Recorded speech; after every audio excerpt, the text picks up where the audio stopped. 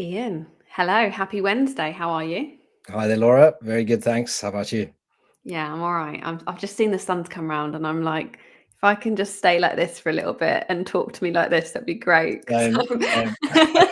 I'm missing the vitamin D Yeah, right now. yeah, I need yeah. to get outside. Classic. So this is very exciting to have you on a live because I've known you for some time now, and I've been working with you as well for some time now, as you are my guy. So really excited to kind of have this chat with you and get you to talk more about what it is that you do. So let's start off by you telling us who you are and why it is that we should listen to you for all things legal. Fabulous. Well, you don't have to listen to me, so let's postpone. I'm I'm Ian Gregg, and I'm a legal entrepreneur. My background's mainly working in startups, starting off in the property industry, and then working through, into business and marketing and tech and things like that. Various ventures that did really badly, some that did really well, and a lot of very average ones in the middle. But I kind of just learned the law along the way and run New Legal now. Today, we're a legal services business, a small, lean and mean team of us, some good people trying to do some good stuff, shake things up a bit, make it a bit more interesting and exciting in the legal space, as exciting as it can get. Yeah, because I'm not going to be like, I'm not going to lie. Like, it's that thing when someone says, "Oh, have you considered this?" And then people go, "Oh, I know. do I It's have dry. to?" Like, and it's the same with me when I talk to people about the people side of things in HR. It's just like, "Oh, do I have to? Can I? Is that not something I can just, try and get away with?" And I'm like, "Well, you can, but if it comes back and bite you in the bum, then don't tell me that I didn't warn you." So, how do you Right. make it fun?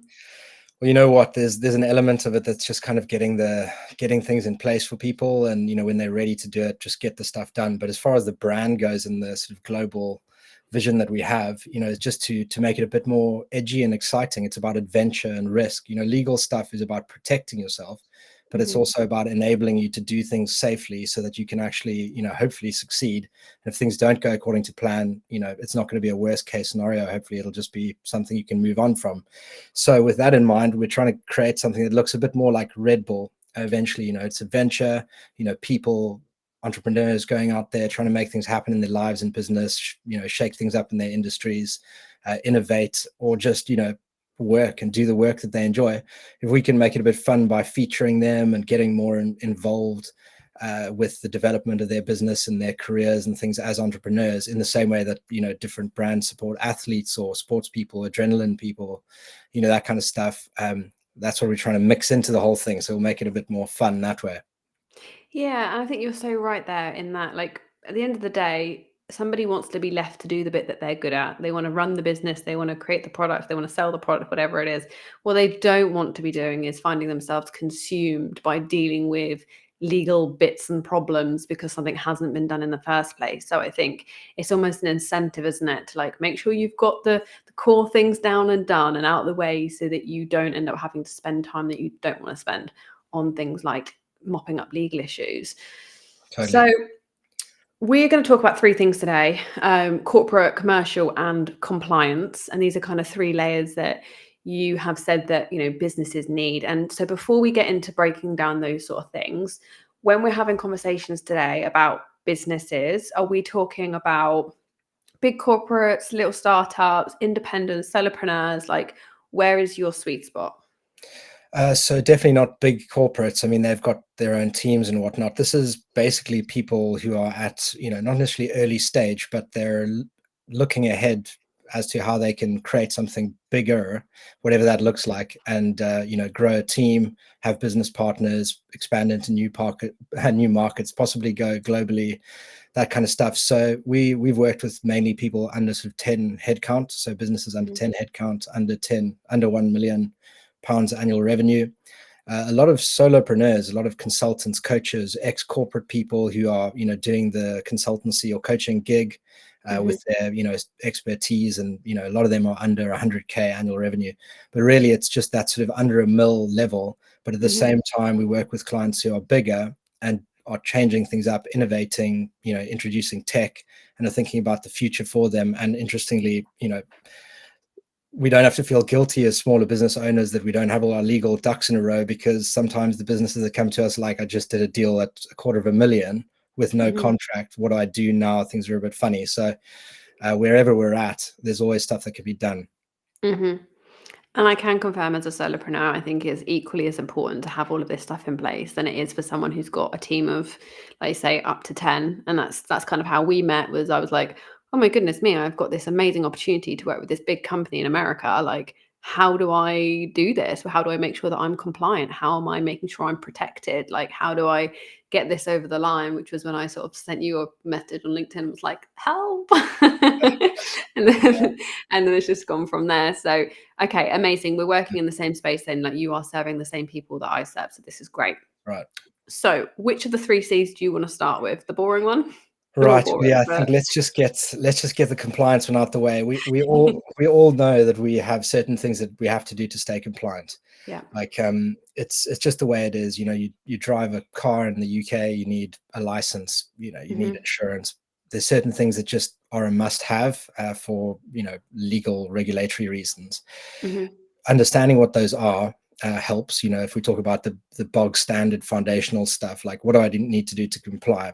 Let's say at the minimum, it's data protection. Just get whatever you need for sharing data with people, your team, your clients, your privacy notices, understand what you need and start getting it into place. Look at your options for more affordable ones, or more technical, more advanced ones, depending on where you're at. That's just a must. And then the more exciting aspect of compliance is, it's kind of like rule breaking. So, a lot of people think legal services, lawyers, and yes, some of them are like this, but it's not all about saying these are the rules. You must, you have to do this. And if you don't, this is going to happen, because that's boring. No one wants to be told what to do. Business these days, especially to survive, you've got to push boundaries.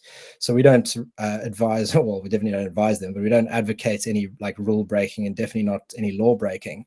But it's inevitable. If you think about all the bigger startups, they started somewhere, whether it's the Facebooks and the Amazons and the Spotify's and all of them, they did bend the rules, they broke the rules. It's a case of knowing what's going to happen to you if you do break the rules, and what you need to do to stay protected. I think that's really all on compliance. Otherwise, everyone's going to switch off. Yeah. Well, just to touch on that then, because we had a conversation the other day about privacy policies, and I was just like, why? Tell me why we need this, because it's like one of the first things that I know people look for is they go on a website, is there a privacy policy? So take that as an example, right? Why is it important that businesses, especially if they've got a website and they're collecting data, whether it be if you're a solopreneur, for example, like a coach taking discovery calls, or whether you're slightly bigger and you are, receiving client information, why do you need it?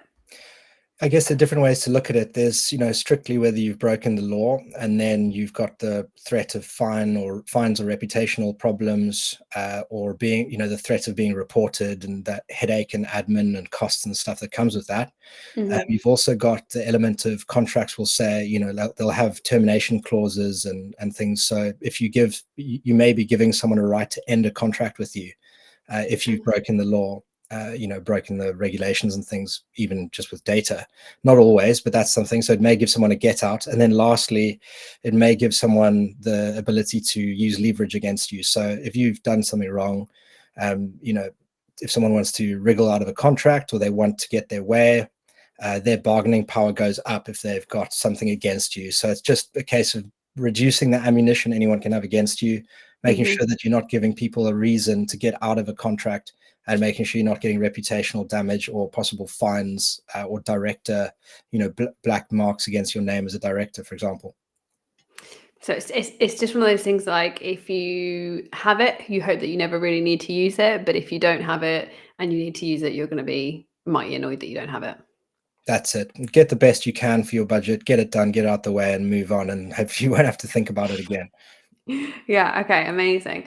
And then the other one we spoke about on this area was about cookies, which I actually had no idea about the fact that certain websites track people's behavior and how they kind of, use sites, etc., which again is not something that you really want to be doing without telling people that that's something that you're doing, which I actually didn't know was a thing. So what should we know there? Well, on the more exciting side, cookies are, they're, well, we don't need to go into details about what they are, but basically you need to have a cookie notice. You need to have like a banner and things like that, and settings, and you need to be compliant on cookies. I can share explanatory guidance with anyone if you like. Just ping me an email or send me a message. But when you're marketing and when you're growing and you're advertising, then you want to understand where people are coming from, what their behavior has been, whether they're repeatedly coming to your site, how they use your site, all that kind of stuff. And when they buy, when they're in the shopping cart, and they don't click out, if they're filling in a form and they don't complete it, like you can keep track of who these people are, what they're doing, and improve your marketing and conversion rates and boost your revenue and stuff like that.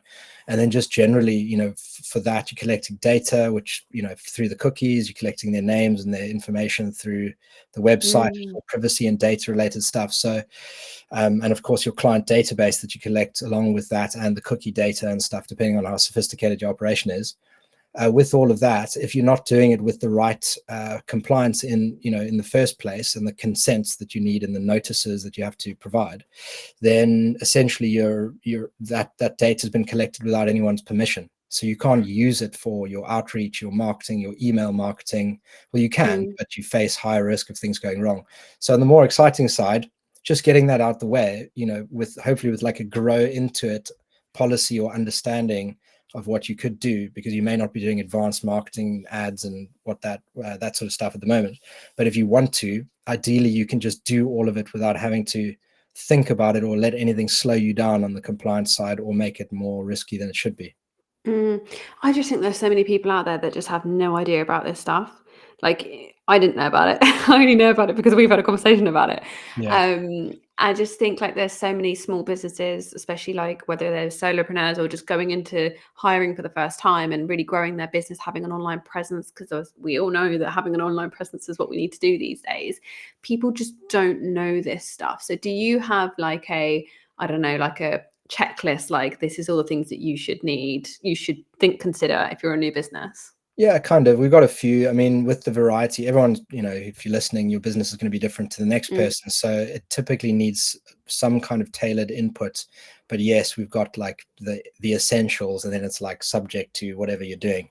I'm happy to share stuff with people. And, I kind of, with this and the other stuff, people get into it and then they sort of backtrack and try and resolve issues. Just having someone to talk to and like say, look, this is what I'm thinking of. Do I need to worry about anything?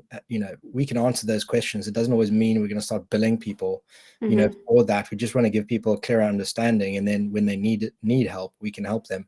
But putting your head in the sand or not finding out the knowledge piece, not having that knowledge and understanding is dangerous, especially if you're a sole trader, or you're in a regulated space, or you're collecting medical data, or special category sensitive information type data. That just makes things a little bit more dangerous than it needs to be. Yeah, absolutely. Okay, so we've done compliance, boring one, Yeah. tick. Right, Sorry, people. which one do you want to go to next? Cool. I guess I'm just looking at the bigger picture here. We've got compliance at the bottom. That's your base. You've got your commercial layer in the middle, which is all your day-to-day activities as a business. And then you've got corporate, which is really the ownership and the management of your company or your group. If you're a sole trader, then this is really a roadmap piece. It's like knowing how you could grow. And the whole point of today's thing is like, how do you get things in place, or how do you get an understanding of the roadmap so that you can grow and you're not trying to find things out as you go along. Ideally, you have like a clear understanding. So it's the corporate piece at the top. It's your business. You own it. You're the owner. You may have a business partner, and you may have other types of partners. And if you have different companies, then, you own different ones, and how does it fit together and that kind of stuff. So without going like too much into that, like you own property or you own your goods and stuff, you own your businesses, and if we were to put intellectual property, your brand name, your client databases, your assets, equipment, all that stuff into corporate, as in it's like property. It's not always categorized like this in the legal world, but I try and talk about it in like human terms. So corporate, owning it, you own your assets and all that jazz. Understanding what risk you face as a business, and ideally thinking about how you can ring fence all that stuff eventually is a consideration, as in like the whole Titanic thing. You don't want your business, everything to go down with the ship. So if you are growing and you're getting ready to scale and you've got a great brand name, then ideally you don't want all of that owned by your trading companies or company. eventually you're going to want to shift that out of there. Even if you have contracts or insurance, if you run into troubles, you don't want to be, running around trying to transfer your valuable assets out of your business. So just having a roadmap with your accountant or tax advisor, and of course with a lawyer if you can, understanding what that might look like, when it needs to happen, the process of doing it, and then you can say, park that, when I'm ready I'll deal with that kind of stuff. So that's sort of like corporate structure-y kind of stuff. And then you've got your business partner piece. Like if you have a limited company, you've got equity, you've got shares in the company. You may not plan to have a business partner, but sometimes you meet someone great, or you have an employee or a consultant or freelancer who you value and you'd like to keep them on board for the long term. So understanding that you can offer them equity or a mix of like remuneration, salary, fees, commissions, bonuses, whatever, plus your equity, possibly, a little bit up front and the rest over a period, or staggering it however you like. There are different ways to do that. And with the growth thing, if you've created something that's of any value, your business, your brand, immediately you've got other people that would probably love to get involved with what you're doing. So, you to be able to have informed conversations where you're the more knowledgeable person about, what you can do to bring people on board, is great. And it just gives you options, getting ahead of scaling up and growth and that kind of stuff. Yeah, I guess you don't want there to be any ambiguity around who owns what, who has shares in what, and how that actually looks. And I guess, like you say, as businesses grow, that conversation needs to be ongoing, does it? Yeah, so you can build an element of flexibility into it, but I guess the way to look at it, if you've got a business partner, whoever they are, even if they're like minority 5%, 10%, it's all about ownership and control. Like who controls the business, who makes decisions on a day to day. There's directors, at the board, and then there's the shareholders, who are the owners, who ultimately make the final decision. But knowing, the different levels of control helps, because you don't want to give someone, let's say for argument's sake, 30%, and then you've lost an element of control of the business, without going into detail, like 20, let's say 20% versus 30, there's a difference, or 25 versus 30, for example. But the way to look at it, you've got your directors and your team, there's the roles, responsibilities, the restrictions, the rights, everyone's rights, like what are they, and the reward, like what's people's reward for working with you, and just knowing what that looks like, having those conversations initially, proper adult conversations about all this stuff, the good, bad, and the ugly of what might happen, and understanding people's situations for working with you, like motivations, especially business partners, helps with clarity. So example wise, some people will talk a lot about what they want to do together. They end up in some kind of possibly complicated verbal contract without knowing it. That's a no-no. If you want to work with someone, just make sure everything's subject to contract, and then iron out the details in principle and get some advice on things. Ideally have a chat with a lawyer beforehand, just because you can find yourself backtracking, and people put their foot in it. So they offer something, and then when they speak to a lawyer, they find out, oh, hell no, I shouldn't have done that. Implications for that. And then you've got to go back, and the relationship gets a bit awkward. So whoever's the most empowered with the knowledge is in a better position with, everything, really. Yeah. So with that, where you mentioned there about verbal contracts, like how legally binding are they? If like two people go into business, let's give like an example, right? So two people go into business together and they agree that they're going to do like 50-50, right? And so they're chugging along, creating this business, maybe they're building a product, everything's great. And then a third person comes along and they say, hey, come and join us. We're now going to go 33.33% across the board.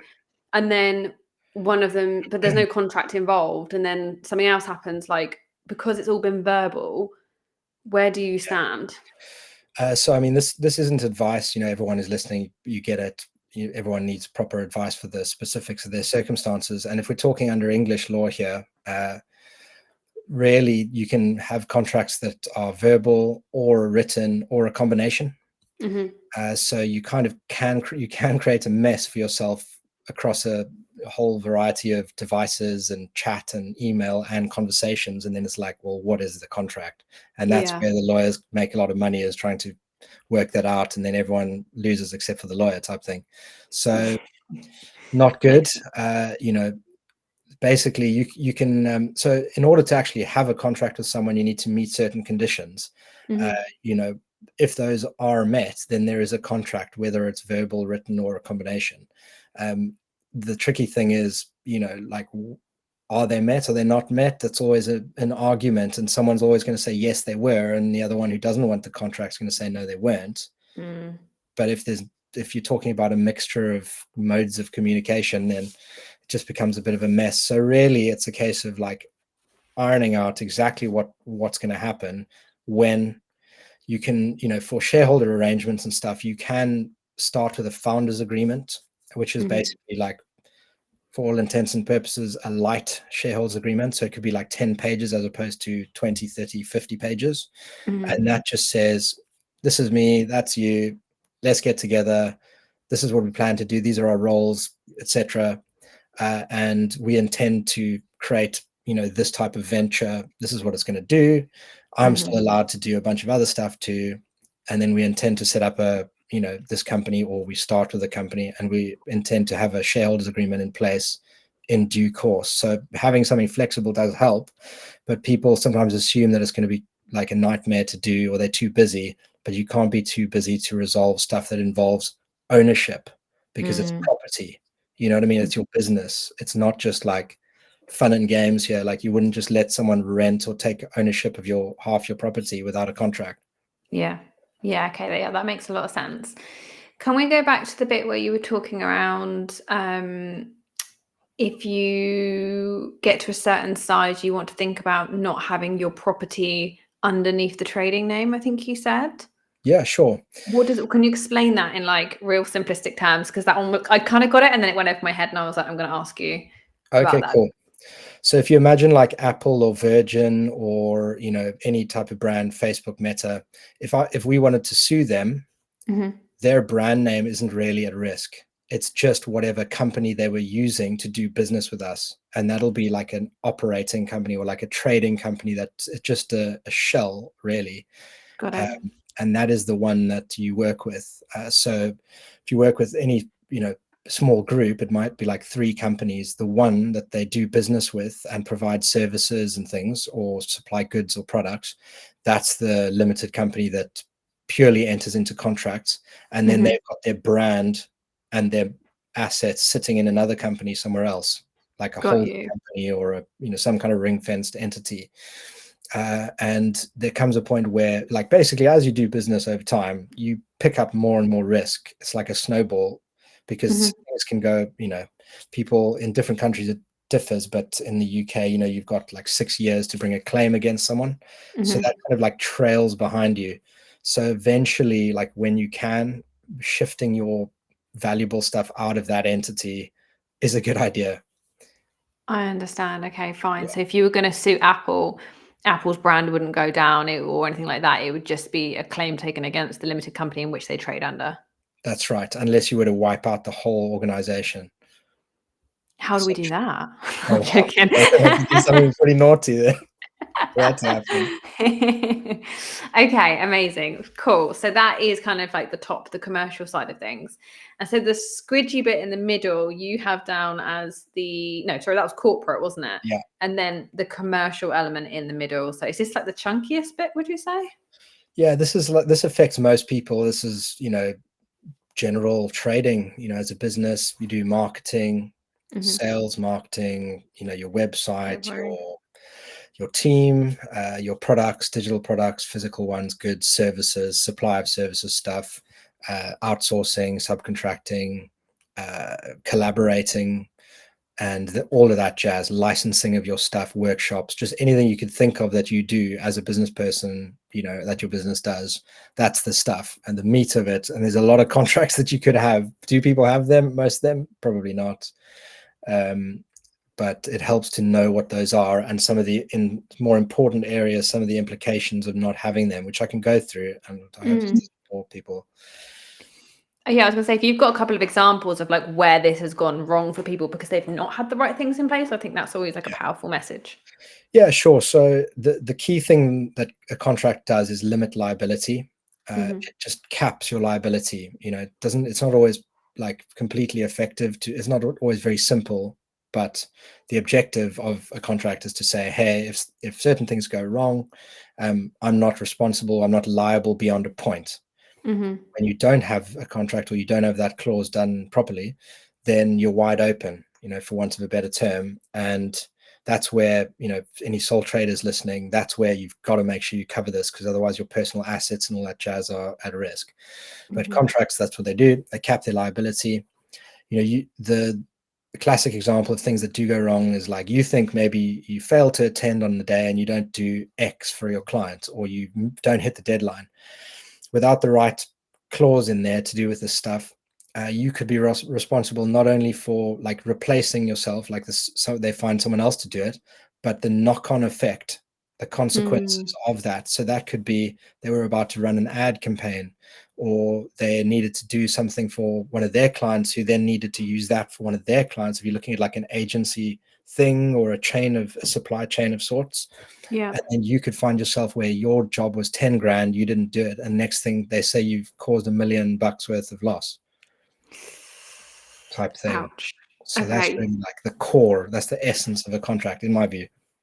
Yeah, that's really interesting actually, because I've never thought of it like that. It's not so much that perhaps you didn't deliver on that day, it's the, like, say, the knock-on effect that that's then going to have on that business.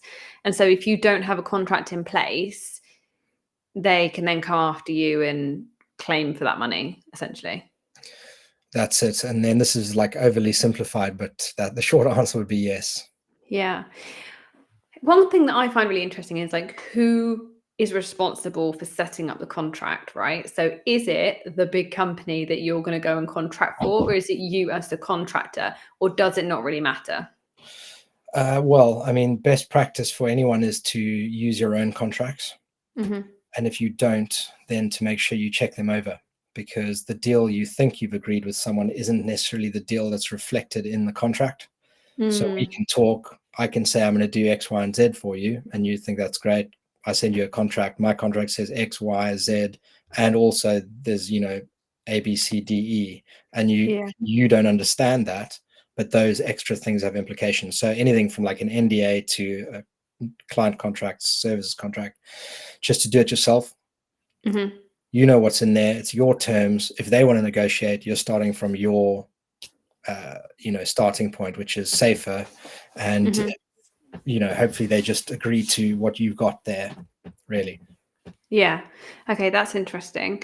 One of the things that I didn't realize loads about, back when I did this piece of work with the company in America, was about intellectual property. That was a completely new concept to me at the time, and something that I don't think many people perhaps consider when they are doing work. And I guess this goes for everything from, like, people who do marketing, people who do any kind of work that involves, what is it, like, photos, video recording, training, creating assets, anything else. What have I missed? Yeah, all of that stuff. I mean, you as a business, you have intellectual property. That is really the most valuable thing. It's your property. That's everything from your brand to like your client lists and stuff. But Mhm. more importantly, if you're providing a service, like creating whatever you're creating or what you have created and you bring to the table as part of the services. So services is like doing the stuff, for example. Mhm. Deliverables are, what people are going to get and the things that they get. So that's like materials and documents, strategies, concepts, ideas, all that kind of stuff that they get and walk away with after paying you, hopefully. Uh, some of that stuff they should get ownership of, and Mhm. maybe they pay you for ownership of all of it. In some cases, you want to keep some of that back and license it to them, whether that's like maybe they do a recording or training material and you don't want that to be owned by an organization and they just use it, willy-nilly, however they like, and make money off it or commercialize it. But also, as a someone in knowledge business or in the creative business, you have a bank of like your stuff that you bring Mhm. to the table that you've created, everything from your like knowledge and concepts, materials, documents, foundational templates, whatever that might look like, maybe more nuances. That's like your stuff. It's your secret Mhm. sauce. They don't get ownership of that, or they shouldn't, unless they're paying you specifically for all of the stuff that you've said you're going to provide, if that makes sense. Interesting. Okay, so I'm thinking of an example here where perhaps a small company that delivers training into corporates, right? So like a leadership training business or something like that, where, two people would have a chat with the company, agree to do a piece of work for them, create training materials, go and deliver those training materials into the organization. And off the back of it, maybe there was a Zoom recording or something like that. Mhm. Unless stated in the contract, that material belongs to the person who's created it, as in the training provider, but they could have in the contract, like we give you access to everything. Whatever we create for you as a business is yours. You have it, no problem.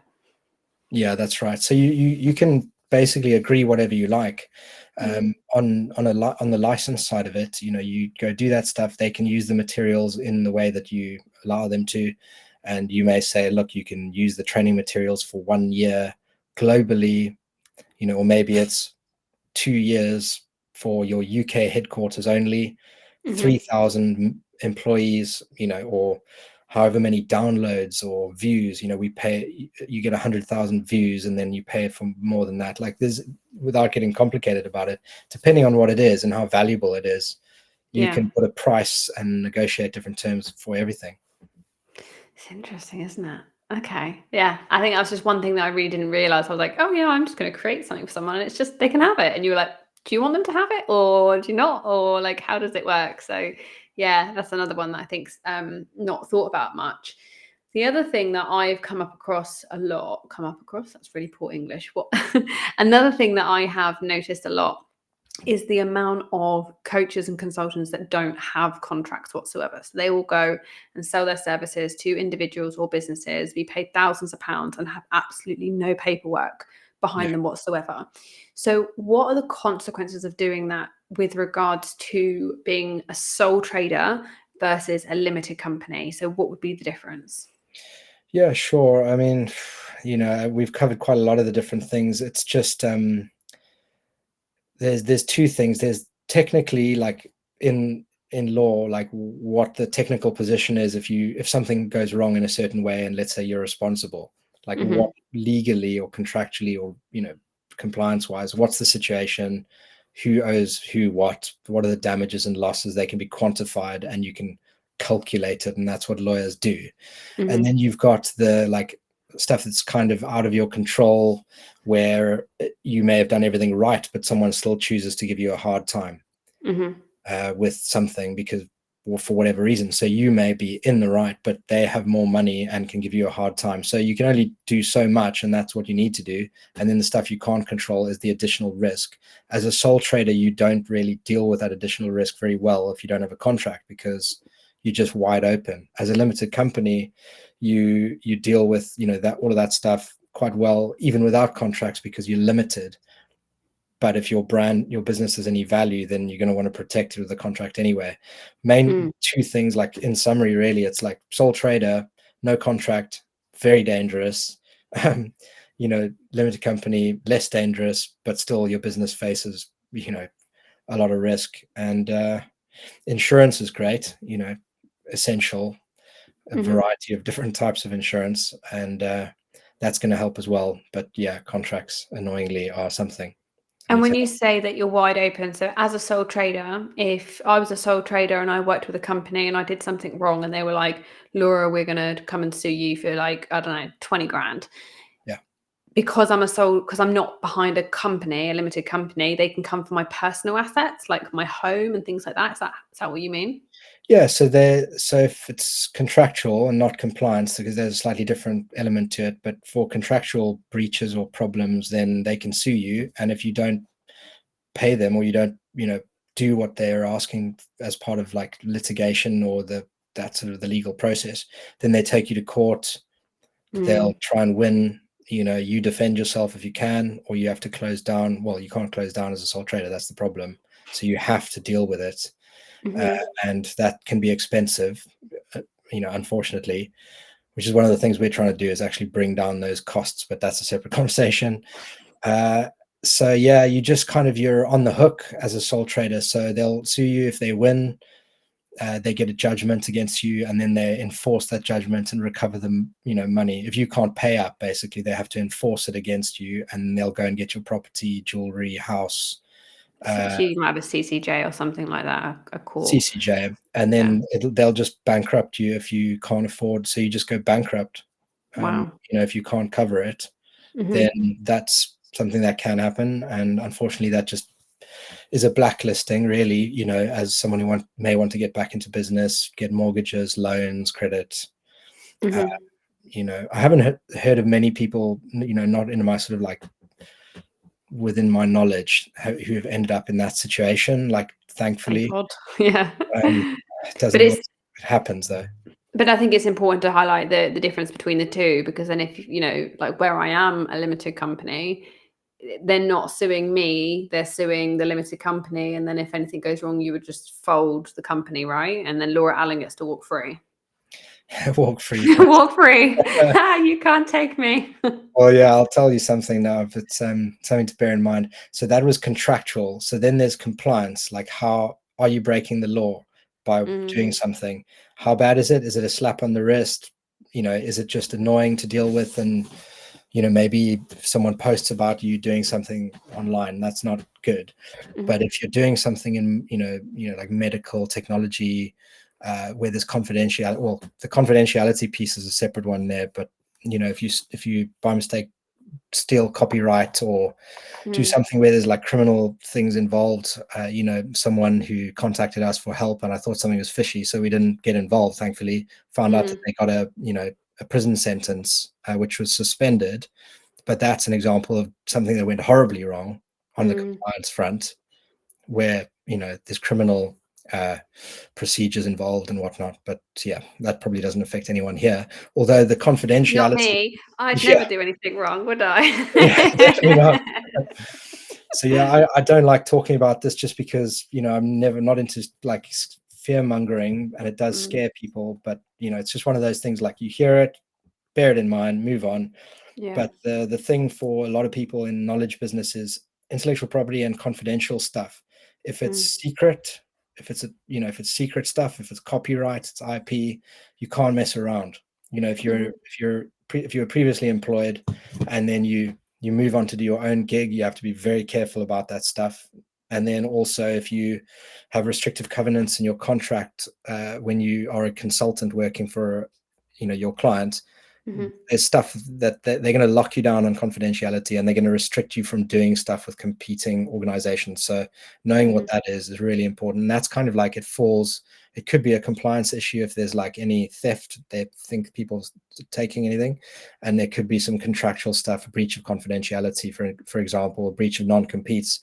That's where people really need to understand their stuff, and that's usually more on the cutting edge of consultancy. But that is a hot area. That's something that we work on with people to try and get them safe. Amazing. So we've got compliance, which is like, get your basics, understand what the minimum things that you need to have, your policies, etc. Make sure that you're just covered there. Then you've got the commercial side, which is like the day-to-day running, making sure that you've got contracts in place that say what you should be doing, what you should be getting paid, what the deliverables are. Yeah. All of that kind of stuff locked in. And then the top bit is really about understanding the ownership of your business and how you want that to look, and making sure that there's no ambiguity around ownership, shares, and intellectual property. That's right. You got it. Yeah. Gosh, I know loads about this now. I should just come be a lawyer. There you go.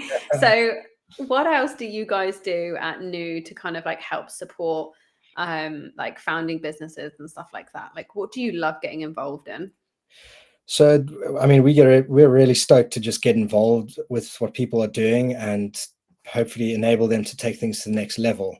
So like in that middle zone, that's like all your supply of services, it's your team, it's like how you offer equity to people, how you grow the business, like what do you need to do legally and think about. And that's awesome, because you get involved in the growth elements, because otherwise legal can be quite dry, let's be honest.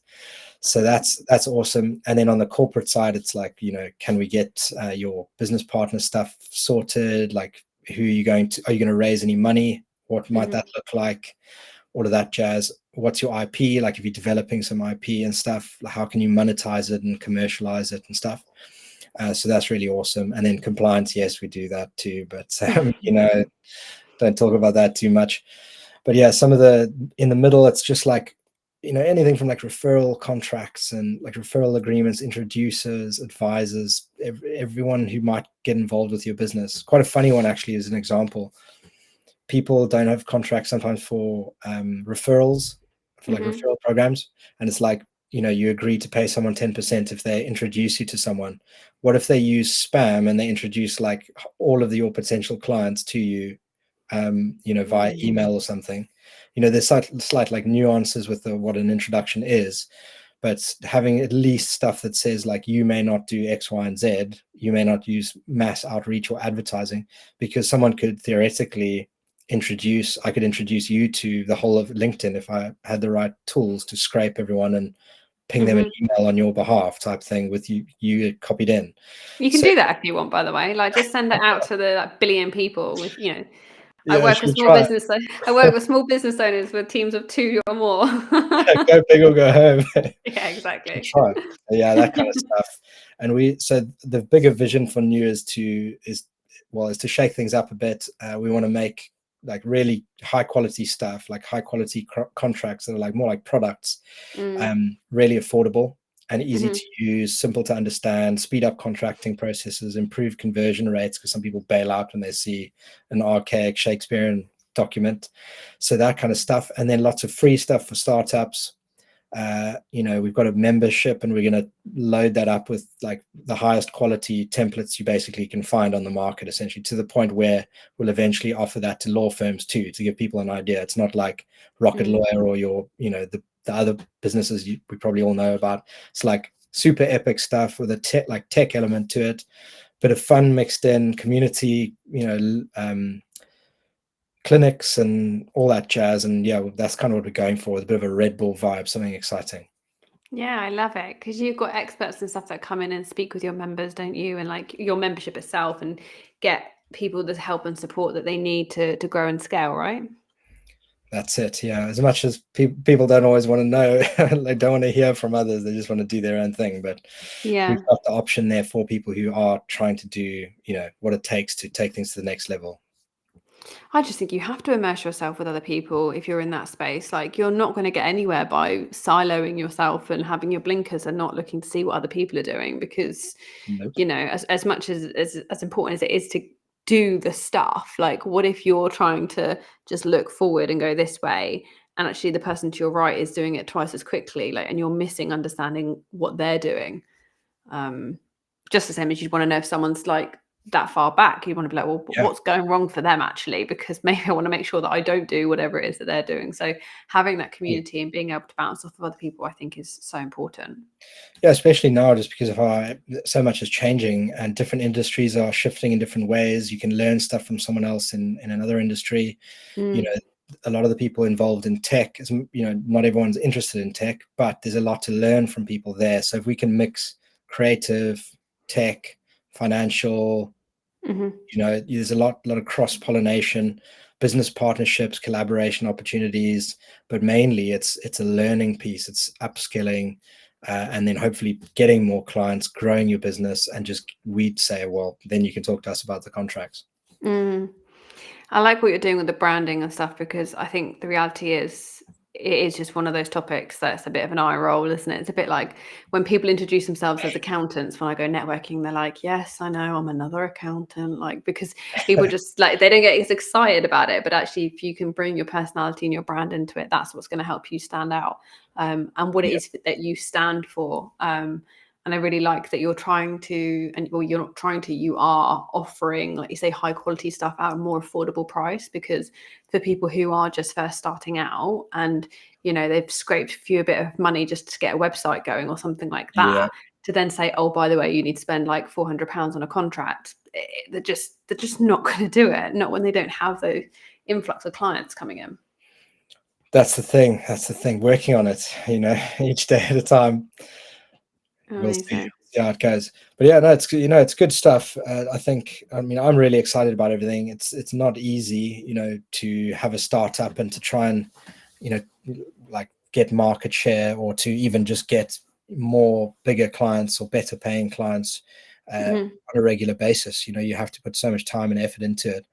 And I just want to have a good time while I do it. Like, that's one of the things. Like, my team are easygoing people. Like, they're very smart.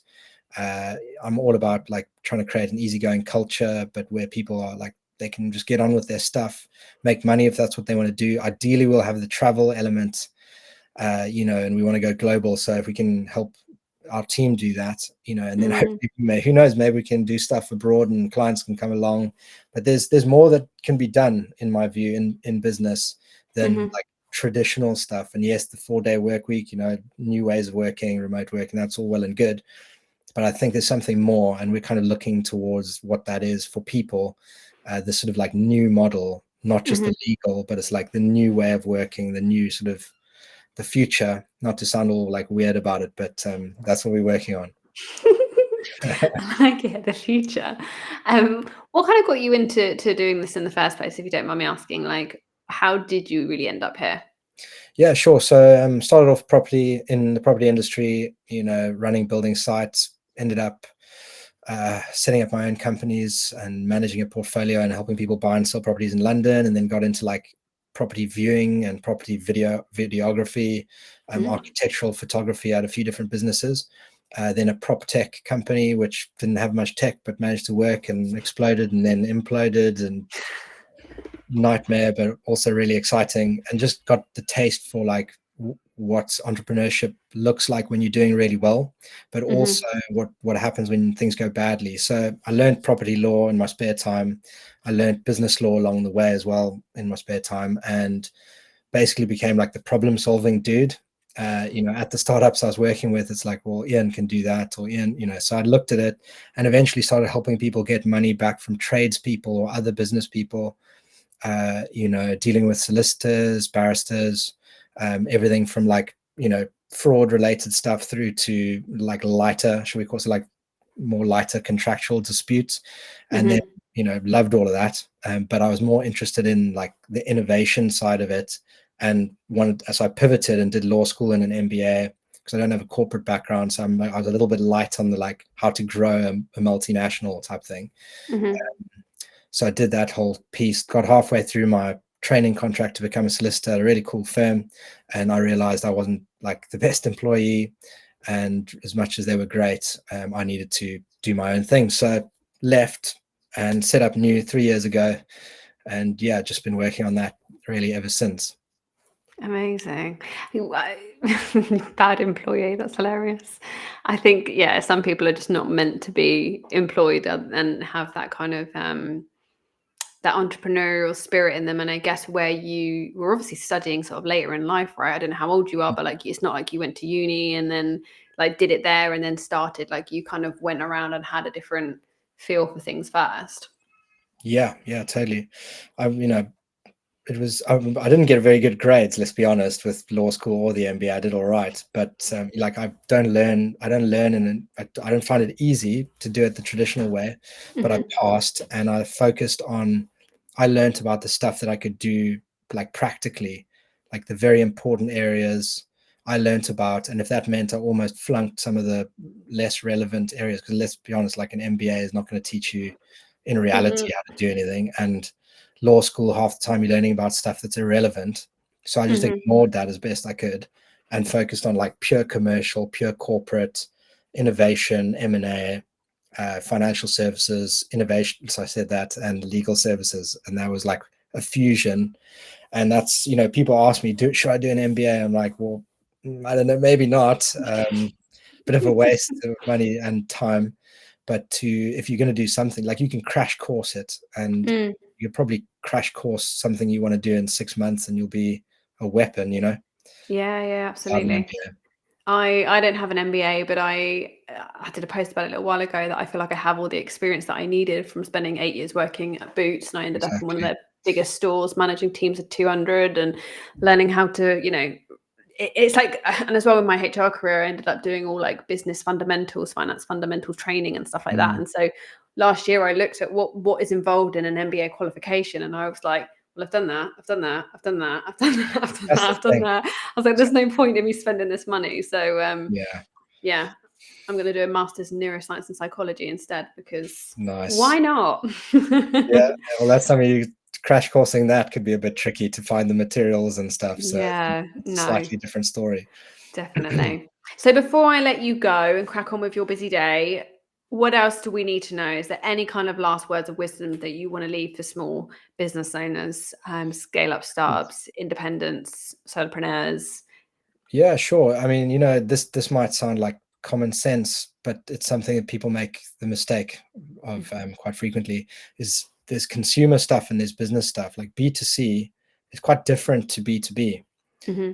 uh, you know, you'd expect, I guess, for people to know that, but there are serious implications for not doing things right in your documents and how you work with the market, both from like data and consent and marketing and advertising to what your contracts look like and what you need to do regulation wise with notices and stuff like that. So we see a lot of people are just like, we do consultancy, or we do coaching, or we have a platform or a community. Not everyone thinks of the fact that sometimes you've got a few consumers in there, or not, and that can really have serious implications if you're scaling up and it turns out you've botched up the consumer element Okay. of it. So yeah, that's really it. Just check that out. You may think I'm being like overly basic, but a lot of people fall into that trap. So firstly be aware of what it is that you're doing, whether it's B2C and B2B, and then make sure that you've got the right T's and C's lined up for whichever one you're doing. That's it. Yeah. So that's one thing. Maybe one other thing, because that was probably really boring. Global, thinking global, you know, Mm-hmm. we're doing it in the legal space, a lot of red tape, but there are ways to do things, more affordably, in a savvy way, and you can open up your potential and basically earn a lot more if you get it right. So Mm-hmm. people get caught up in, I'm in England, I do England, or I do England and America.